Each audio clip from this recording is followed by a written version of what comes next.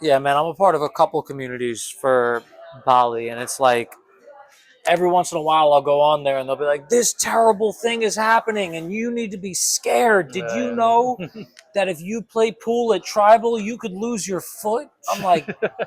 "What in the fuck?" Quite Like, there's extreme, yeah. always something going on. I appreciate you being on the show, man, with I everything appreciate you going having on. me. For the homie watching right now, this is Lou.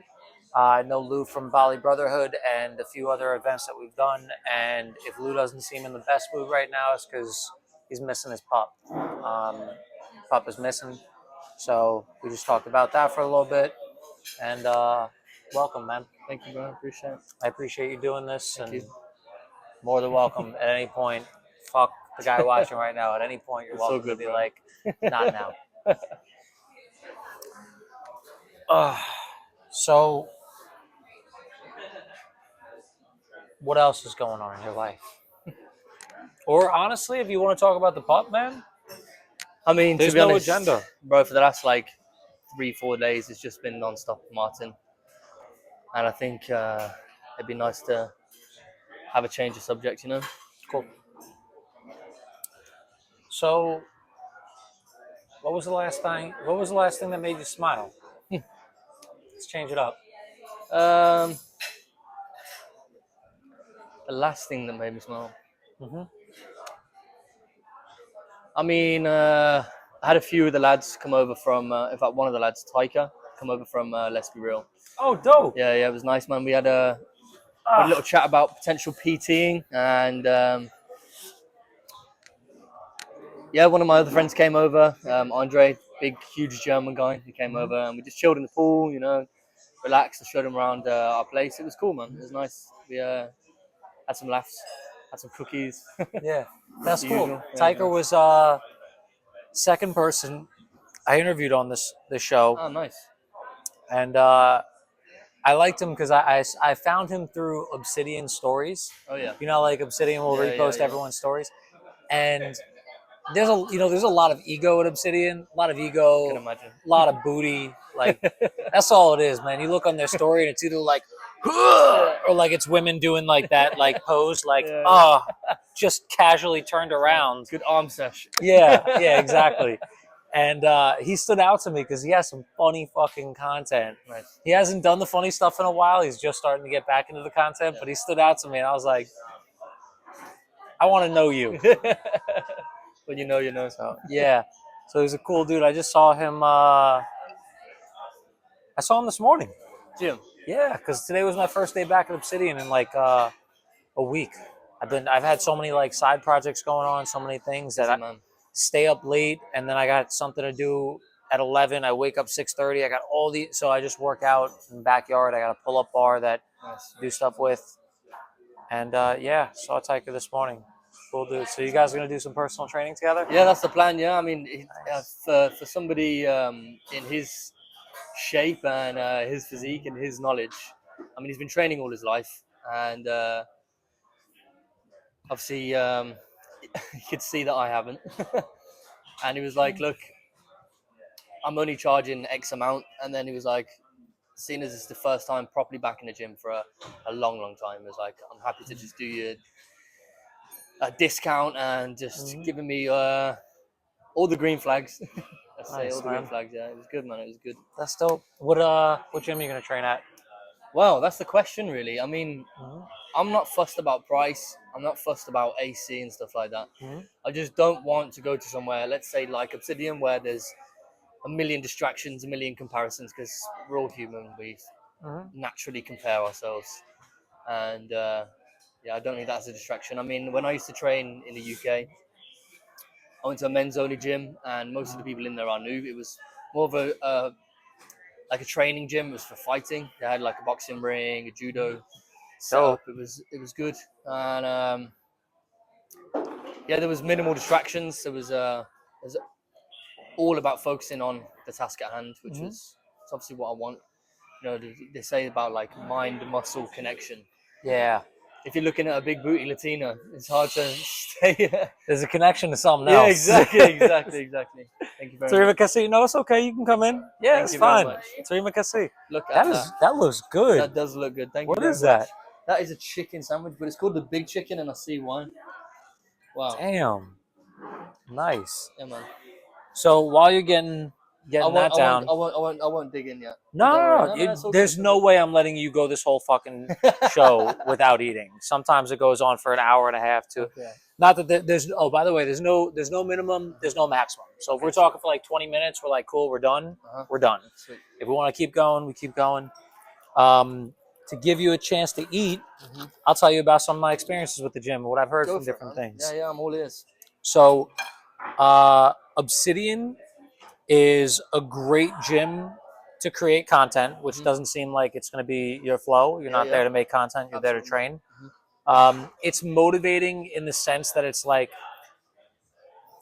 for me growing up, I would watch I would look at the bodybuilding magazines and like see like Jay Cutler, Ronnie Coleman, and like for me that was motivating. Even though like their physiques are so fucking unattainable, I'd be like, all right, cool. If I work harder, I'll eventually get there. And it's almost like you're on a treadmill with the carrot and like you're dangling the carrot. You're never gonna get the carrot, but it keeps you motivated. Yeah, I hear you. So if you do get motivated like that, good gym. They have equipment that I've never seen in any other fucking gym. Oh, really? Like what? Weird things, man. Like there's one for chest where like you stand on this platform and you grab these bars up here and you go down and then you go down off the steps and you go like this in a circle. Oh, wow. That was one of the ones that stood out to me. I just did the opposite one today for the first time, where it's the opposite. The bars start here and you go out. They have, like, you know, the lat pull down machine? Yeah. Except, you know how it's normally a straight line like this? Everything's, this probably isn't the right word, ergonomically designed to flow with how your muscle's supposed to go. So the lat pull down isn't like this. It curves down. I can't fucking explain it. You got to see it. And every piece of equipment is designed like that. It's like the most advanced equipment I've ever seen. It's crazy. Yeah. Only downside, if price isn't an option, is like I said, the ego.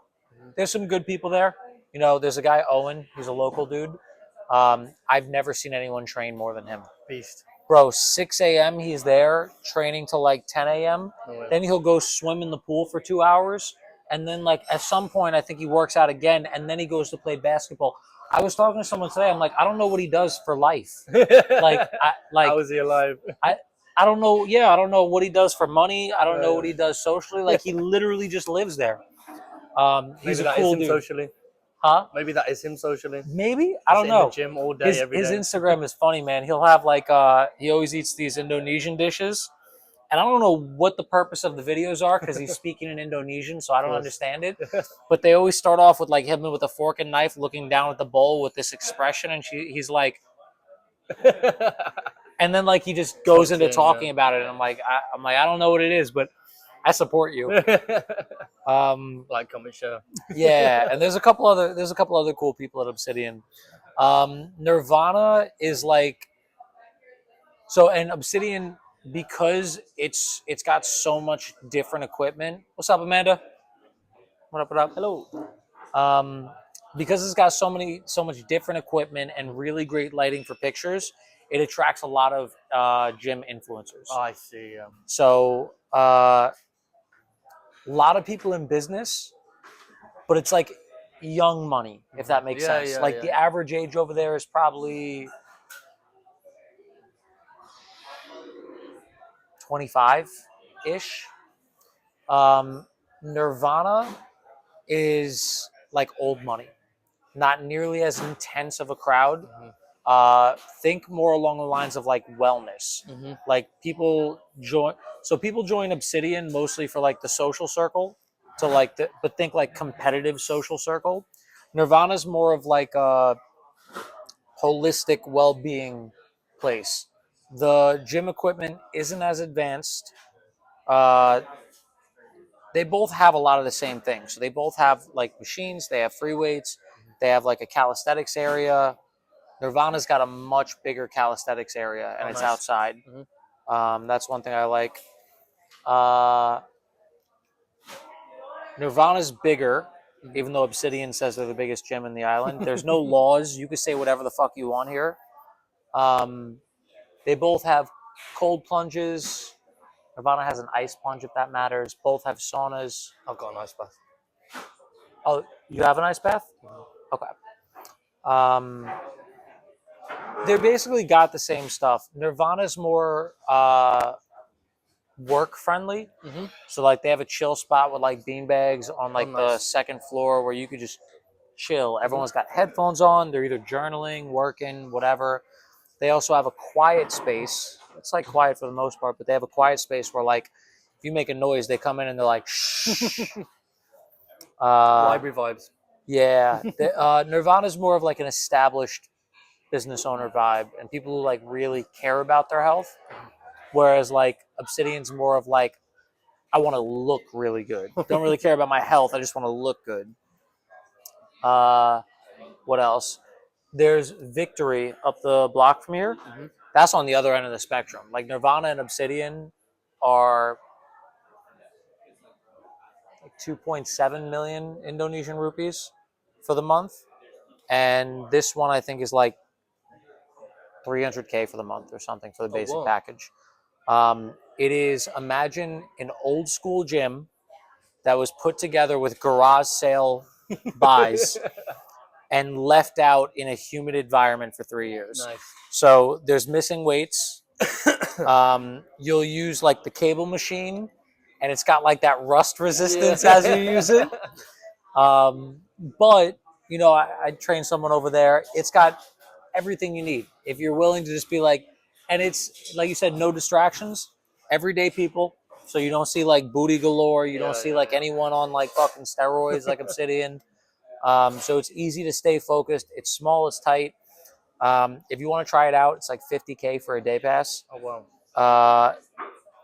They have, it's like bare bones, like super bare bones. This is what I was looking at doing. I was looking at trying out a few of them for the day pass.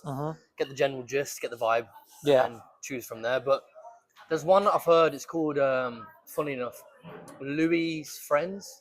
Yeah. Apparently, the price is similar to Victory, and I think they've got a bit more updated gym equipment. But I think the name is That might be fate. yeah. That might be fate. Something. If, There's no such thing as coincidence, right? If that one, check that one out. I have a feeling that's gonna be the one you go with, even if it isn't the best one. Yeah. Another one I heard was good was Wellness. I've heard this as well. What I Yeah. wanted to ask though is, are all these gyms 24-hour? No, it's Bali, man. Yeah, I know, yeah. We're lucky that some of them are open at 6 a.m. You ever go to a store over here and like it'll like on Google it'll be like opens at 7 a.m. and you're there at 11 and you're like, Yeah, where is no everyone? one, just nothing. That's facts. Yeah, Bali's not known for running on time, is it? No, far from it.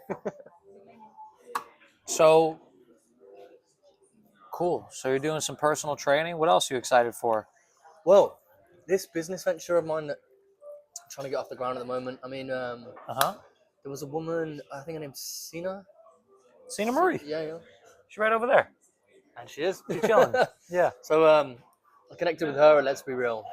Essentially, just in short, the business idea is to start developing, producing, and then distributing organic agriculture and domestic feed for animals.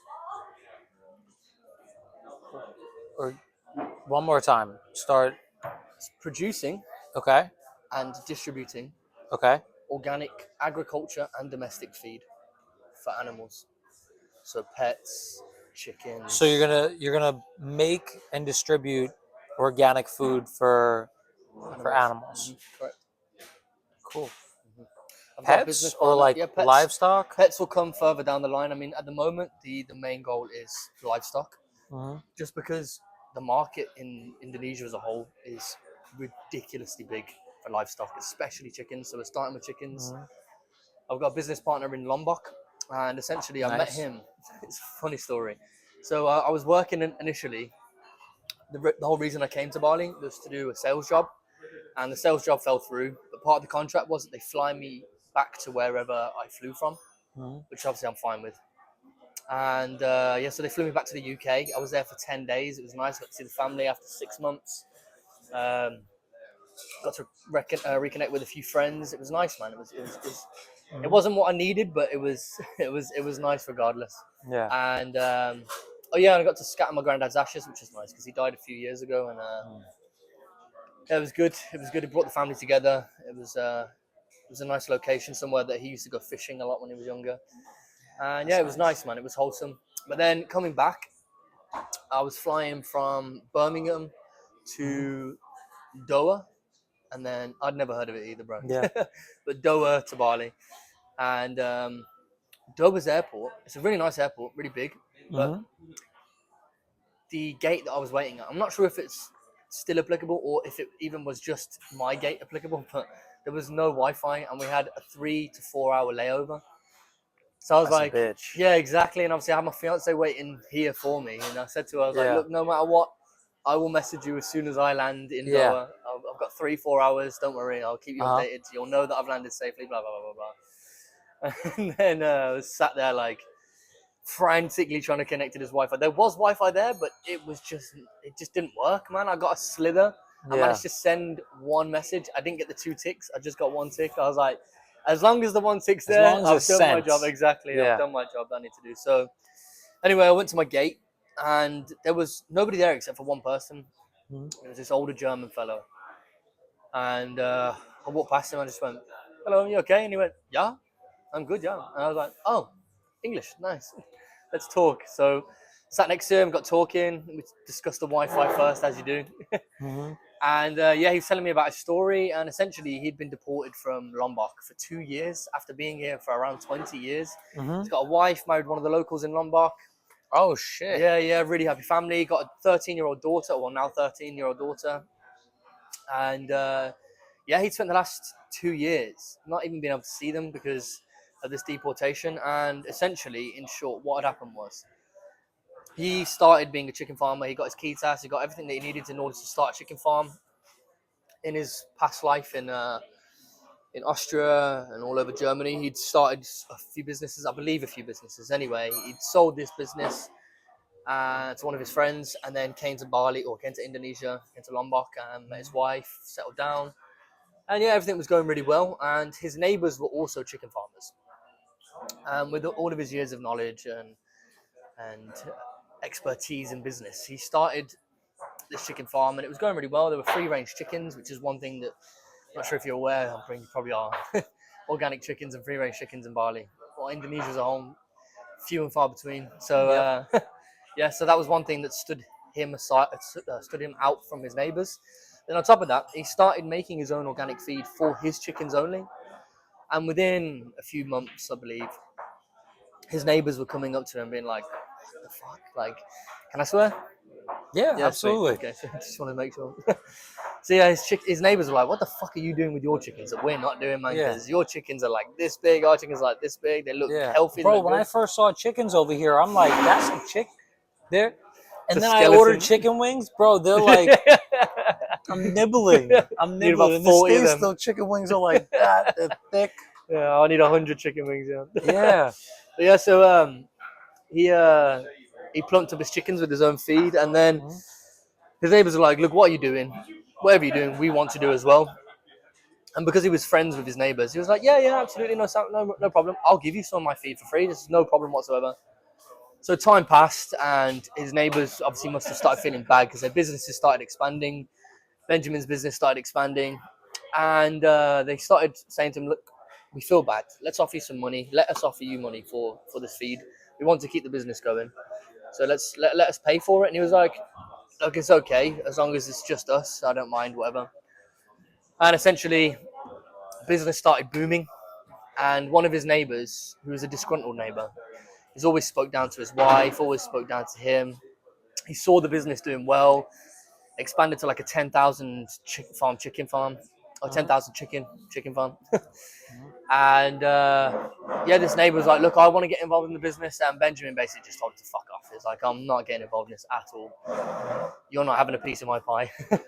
And yeah, the disgruntled neighbor then went to immigration, was like, he's got two businesses. One of them's a chicken farm, it's declared, and the other one is chicken farm feed, and it's not declared. Get him gone. And immigration came and deported him. So he had to spend the next 2 years. He went back to the company that he'd initially sold to his friend and had to go back as an employee. And it was obviously enough to send money back to his wife and also survive for himself. But yeah, for those 2 years, it was really, really hard. And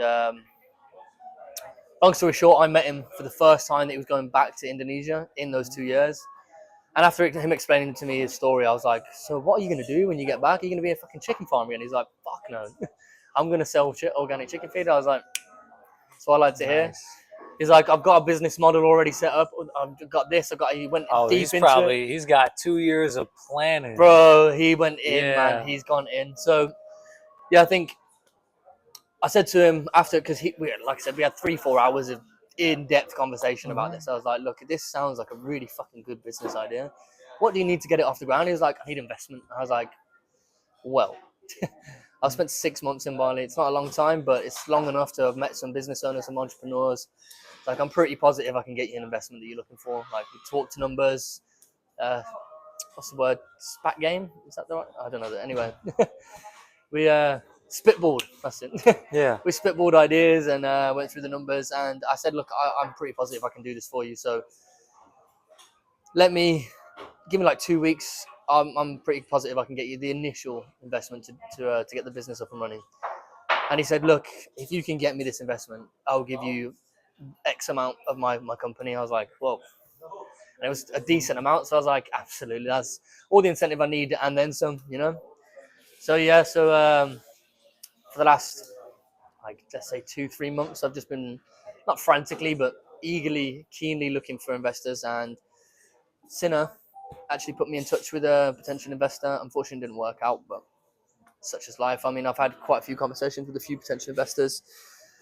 I think one of the main reasons that it hasn't been working is because a lot of investors here, they're not, or they pose as angel investors, and then they'll say, right, in order to, we're absolutely fine with the figure that you're asking for.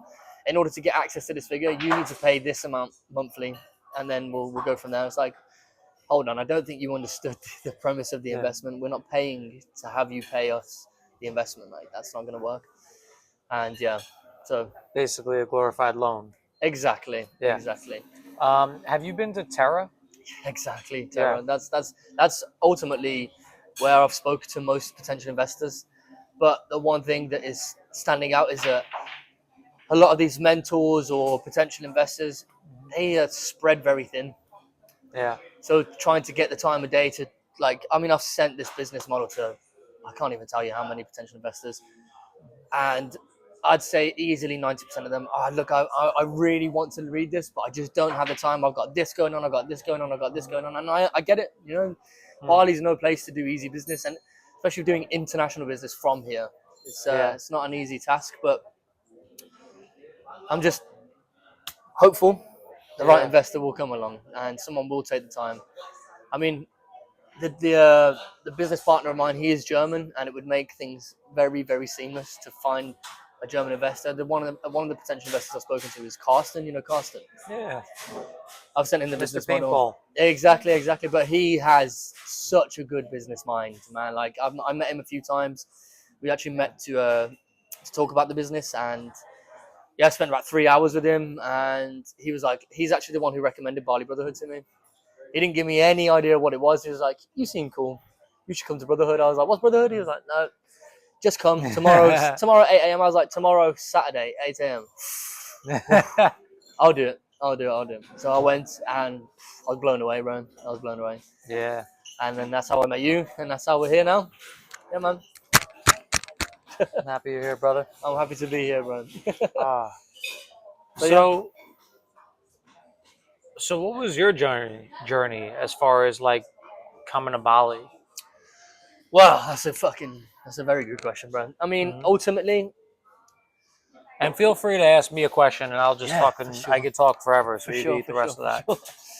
So initially, I mean, I've traveled to quite a few places. I've been to, just to list a few, I've been to New York, been to Paris, been to Barcelona, been to India, Portugal. I've been to a lot of places, and every single place I've been to, because I was born in Ireland and then raised in the UK, and the two places that I've come from, they're just shitholes, bro. Like, they're good Ireland and the places to UK. be. Yeah, they're good places to be, like Birmingham, especially. They're good places to be if you have money, if you have capital, That's New bro. York, baby. Exactly, exactly. Yeah, exactly. But if you don't have that, it's really, really difficult to find the right circles of people that are going to help you in that. I mean, I've got family members who are just fucking salt of the earth people, man, and there's been moments in my life where many moments in my life where it's just like I should have fucking died then. Like I definitely should have died. I don't know how I didn't die. And when you visit these other places outside of where you're from, you're like, fuck, this place is so good. Like I definitely could see myself living here. Excuse me. And then obviously you go back to the place you're from. You're like, all right, I had this goal to move to this place. I'm definitely going to go there. And then something happens, and another thing happens, and another thing happens, and it all piles up on top of you. And then, long and short, you forget the goal, or then you go to somewhere else and you're like, no, I don't want to go to that place anymore. I want to go here. Yep. And for quite a long time, I was like, my heart is in Barcelona. I want to move to Barcelona. And then I had a few friends who moved to Barcelona, and they were like, bro, don't do it. Don't do it. Don't do it. We regret it only because we didn't have X amount for what we needed to do and what we wanted to do. So unless you have X amount for what you want to do, I suggest you don't do it. And then also have not just X amount for backup. And but yeah, so I spent a long time in the UK just trying to juggle the whole climbing the ladder, also steering clear of like drug dealing, doing drugs, Yeah. alcohol. I mean, alcohol, bro. Have you been to the UK? No. If you go, just prepare your liver. If you, oh wait, you don't drink, do you? Here and there, yeah. I'm not very enticed by it. I have some wine here and there. Yeah, I mean, I can imagine you're the type of guy to not be swayed too easy from your course. I mean, Be especially on a holiday, surprised right? about my past. Really? Yeah. Okay, that's interesting. But I mean, when you live in it, Yeah. fuck. I mean, as you say, your past. You've obviously come from somewhere where living in it has been the reason why it's just like fuck. You don't see the light at the end of the tunnel, do you? And I think for a long time, what felt like the longest time actually, I was just like, fuck, I'm never gonna get out of here, man. Like, I'm going on holiday to these places. Instead of going on holiday, I should just save this money and just actually just get up and move. And then I had so cliche. I had a series of unfortunate events happen before I came to Bali, and I was just at, I think, one of my lowest points, man. Like, I was going out drinking ridiculously excessively, doing coke fucking most days. And the thing is, like, I don't have what some would call an addictive personality. Like, I can take it or leave it. But because of the circles that I was around and that I grew up with in the UK, It was constantly being offered. bro, just so much offering, man. Like going to someone's house and I'm like, okay, I don't want to do any drugs. Like, okay, no worries. I've just got this mountain of coke here. You don't have to do any though. But there's your straw in case you change your mind. I'm like, oh, thanks, thank you so much, bro. That's just what I needed.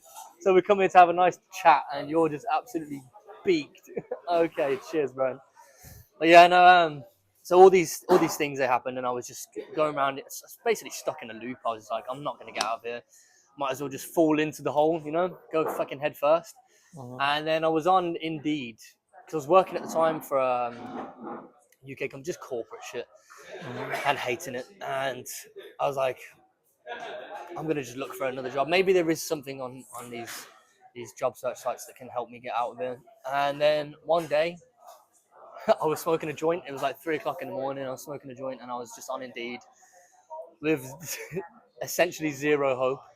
And yeah, I saw this advert come up for a job, and it was in Bali, and it was a sales-based job. I was like, oh, that's so good. Let me look into it. And as I started looking into it, like the fucking joint went out, and I just KO'd with it. And I remember waking up the next morning, like probably 10 hours later, and the joint was still on my chest. My phone was dead. I was like, fuck. Put my phone in, hoped that it would load up to the last page, and it didn't. I was like, fuck, man, that's probably such a good opportunity, just gone in the wind. And then I forgot about it, and then I carried on just every day as you do. And then about 2 weeks later, I was on LinkedIn, and then I saw the same job offer, and I was like, this shit don't come around twice, bro, not for no reason. So yeah, I applied for the job, and the company flew me out. They paid for my accommodation. They gave me a salary, a shit salary, but a salary nonetheless. And then commission if we made any sales. Unfortunately, because of the company being stuck in the Stone Ages, we didn't make any sales. I mean, 2 people out of 8 made sales, and that just in 6 months. It's just, Yeah. I don't understand. Anyway, so yeah, that's what ultimately led me to come here. I knew because I'd left the circles that I was in the UK before I'd actually come to Bali. But those circles, they have a way of just seeping back in, you know. Like I was on my own for a lot, and I don't mind my own company. I'm comfy in my own company, but like, let's say, just for example, someone I grew up with, he got stabbed in his heart, and yeah, he had like suffered loads of heart attacks, and then eventually died in hospital. God. And it was fucking deep shit, bro. And like everybody I knew him, but everybody I knew that knew him, I was trying to steer clear of. And I was just watching online these people just fucking spiral, bro. And I was like, fuck, man. Like, I know I can help these people, but in order to help them, I need to actually be in person with them. Like, I can't just do it over texts and calls and all that jazz. So I integrate myself back into some of these circles. And yeah, I got lost in the sauce, bro. Yeah. To put it short, I got lost in the sauce, and it was being lost in the sauce where I realized I was like, fuck, man, I'm not only changing who I am, but like people, I'm meeting new people, and like people that have met me in good times are like, man, you're such a good person. They know. I mean, you know how they say like everybody has their own perception, their own version of you in your head, including yourself. That Yeah. isn't you. I mean, the only real version of yourself is the one in the present, right here and right now, right? And the second you talk about it, that person no longer exists anymore. Yeah. But like I was thinking to myself, I was like, all these people that I've met, they have really good things to say about me. But then when I got lost in the sauce, I'm meeting new people, and then I'm seeing them when I'm sober, and they're like steering clear of me, and I'm like, yo, why are you being like that? And they're like, man, you're a fucking dickhead. I'm like, why am I a dickhead? Oh, you did this, and this that night. I'm like, I have no memory of that, but I fully believe you because there's no reason why you'd lie. And Yeah. it was coming from multiple sources at the end of the day, and I was like, man, I'm letting this shit consume me, bro. Yeah. That's rough, man. Yeah. Especially because it's not even like you were just like fuck. It's been a while since I did some coke. Let me do some coke. Like you went in there with good intentions. You went there to help some people with some hard shit after a loss. Which I'm sorry about that loss, by the way. That's all right. I appreciate that, bro. Fuck. Addiction is something that's been in my family. Is something that's been alive in me. Not for me, not so much the drug aspect, but a lot of other things. You know, nicotine has been a battle with me for a long time. Matter of fact, I'm craving some shisha right now. Um, what was the turning point for you on that? Like, what was the moment when you're like, I'm fucking? Because you're in Bali right now, where that shit highly illegal. I mean, I Yeah. don't. I'm assuming that you don't do it right now. Don't know. So what was the turning point for you? Was it like actually moving here, or? Well, no. So essentially, before I came to Bali, without obviously going too much into detail, everybody I know back in the UK, and I do mean quite literally, I'd say 99% of the people I know either do drugs or sell drugs. And obviously, that all stems from going to the pub. Because one thing that goes hand in hand is alcohol and coke, right? Yeah. It's the match made in hell, as they say. But I think for me, the turning point was after like 2 weeks of not going out anywhere and not doing anything and not seeing anyone. After I'd fully admitted, yeah, I'm fucking lost in the sauce here. I'm like, I am up piss creeks without a paddle. I in those 2 weeks when I started going and like reintroducing myself into society, you could say, meeting people who I clearly remember meeting. I don't remember having the actual interactions, but I clearly remember this person. And having multiple people say to you, "You're fucking not a good person," or "You're a fucking weapon when you're drinking," and blah blah blah. Like hearing it from multiple people, because obviously when you grow up, like 18, 19, lots of people drink, lots of people do dumb shit, bar fights, fucking bit of drugs here and there, fucking maybe even selling drugs here and there. But when you're like 25 plus, hearing that shit, man, like Yeah. it struck a chord, man. And like hearing it from other people as well, like I'd go see old family friends, close family friends, and they'd be like, "Are you okay?" And I'm like, "Yeah, why?" And they're like, "Oh, I saw so and so the other day." I'm like, "Oh, I didn't know you knew them." I'm like, yeah, I've known them for years. They said that you did this, and this. And I'm like, "Oh, you said this, and this." And I'm like, "I have no memory of that." They're like, "I know this person. They don't lie, and I've seen you over the last year or two, and you've deteriorated, and that is very, very feasible. It's highly likely that you said that or that you did that." And I'm like, "Fuck." So hearing it from people that not only I love, but also complete strangers in a sense. Yeah. I was just like, I think it was like maybe on the third week of hearing it just from every angle. I was like, fuck, man, I need to just sort my fucking life out. Like, I'm still holding down a full-time job, I'm still, in fact, one full-time job and a part-time job. One of them being bar work, which is obviously no good. But Yeah. I mean, the turning point for me was definitely around that third week, just sitting. It became everything that I was thinking about. First thought in the morning, last thought at night. Like, fuck, there's strangers out there, people that I probably don't even know, people that I actually haven't met, that are hearing stories about me and forming this opinion of me that isn't me. And I was like, the only way I can change that is by fucking changing it and doing something different. And yeah, I think ultimately, bro, flying out to Bali, it was a not a make or break, but it was a make and fucking stake through the heart sort of shit. Like I need to fucking Yeah. commit to this. Like I don't have commitment issues, but over periods of time you can see yourself slip, and it's hard to notice in the moment. It's only when you have those moments of like, shit, so many people are doing this or so many people are saying this, it's like, oh fuck, this is actually a problem. Like, Yeah. say if you for your past, you probably had a turning point yourself where you're like, fuck, I've been doing this for this amount of time and this isn't me. I've had it a few times. Yeah. Thank you for sharing that, man. No, I appreciate you For listening, keeping it bro. real. Thank you, bro. Thank you. Um,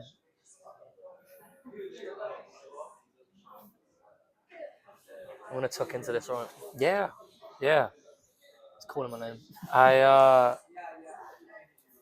I'm thinking about what you were saying on how you had like family and family friends kind of, you know, as as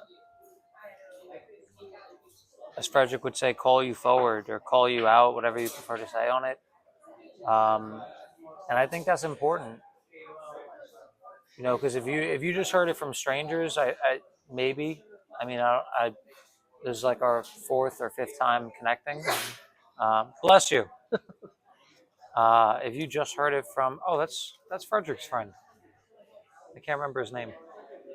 If you just heard that from like strangers, you might be like, "Ah, fuck this guy," but the fact that like it was basically your family and your family's friends holding you accountable, being like, "Yo, like, what's good? We care about you enough to bring this up," because if they didn't care about you, they'd just be I like, wouldn't say anything. "Yeah," they'd be like, "Oh, Lou's a scumbag. We know that way. He is that way," but they cared enough to be like, "Yo, I heard this shit, and that ain't you." Yeah, it's a problem. So Yeah, for sure. that's good, man. Iron sharpens iron. That's something that and it's hard for people to follow through that. So I'm just gonna keep talking, so you can eat, talk about my viewpoints and stuff. It's hard for people to do that. I've asked people to do that in my life before. Like, hey, call me out if I'm doing something that goes against some values that I used to say, or some values that I say that I have, or call me out if I said I'm gonna do something and I don't follow through with that shit. Call me out if you think I'm being a dick. I might not be. I might not think I'm being a dick, but Yeah. if you tell me, I still might not think I'm being a dick, but at least I know that you think that I'm being a dick. So now aware. I can understand the situation a little bit Exactly. better. And very, very rarely do like does time go by and I'm like, fuck, they really called me out on my shit. And more recently, there was a girl I was seeing in the beginning part of the year, and she was great with that. I never even asked her. I never asked her to call me out on my shit, but she would call me out. She'd be like, "Hey, you said something that made me feel this way." Nice. I'd be like, "Oh shit." She's on you. Yeah, and honestly, man, I'm grateful for it. I'm so fucking grateful for those conversations. Made me realize a lot of shit that I was doing that I never would have thought of. You know, ways that I went about things, things that I said, and that led to a lot of growth. I didn't always like hearing it. You know, sometimes she'd say it, and I'd be like, "Shut the fuck." No, I wouldn't actually say that to her, but like mentally, I'd be like, "Can't you shut up and just enjoy what's going on?" But nah, man, it was great. It was good for my growth, good for my future. So it's good to have people like that. For sure. I'm glad to hear it, and thank you for sharing, bro. Yeah, absolutely, man.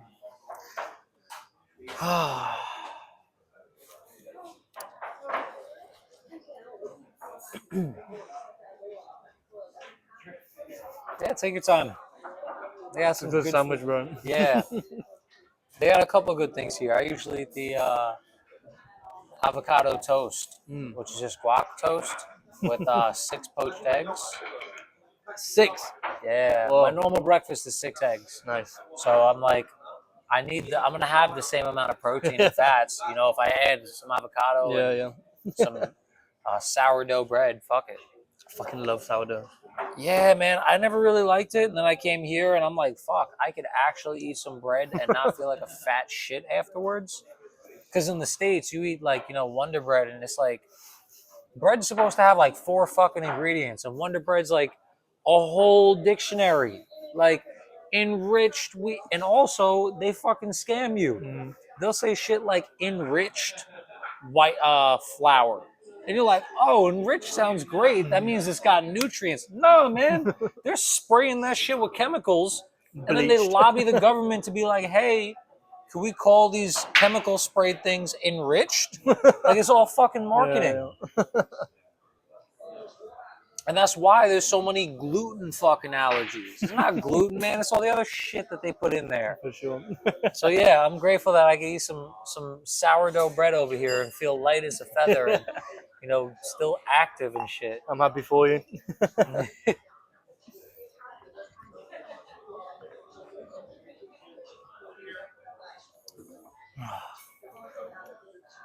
I think one of the points that I wanted to touch on Yeah. is obviously you mentioned that it's not always easy for men to talk about how they feel and what's going on. I mean, I'm sure you're aware now it's not that difficult for me. Honestly, man, I respect the fuck out of it. I appreciate it, bro. And I like having you around more and more because it inspires me to be more vulnerable. And I want you to be more around the crew and the tribe because that shit, vulnerability is strength. We're lied to about that bullshit where it's like, to be a man, you have to not show your emotions and be macho. It's like, great, cool. If you want to be depressed, anxiety ridden, fucking suicidal in some cases, like, yeah, sure, that's great for that road. Yeah. But like, all my friends have either cried in front of me or I've cried in front of them, and we got strong fucking relationships. Like, I don't know. I mean, maybe there's some people that don't respect me, but like, I feel very well respected, and I've cried in front of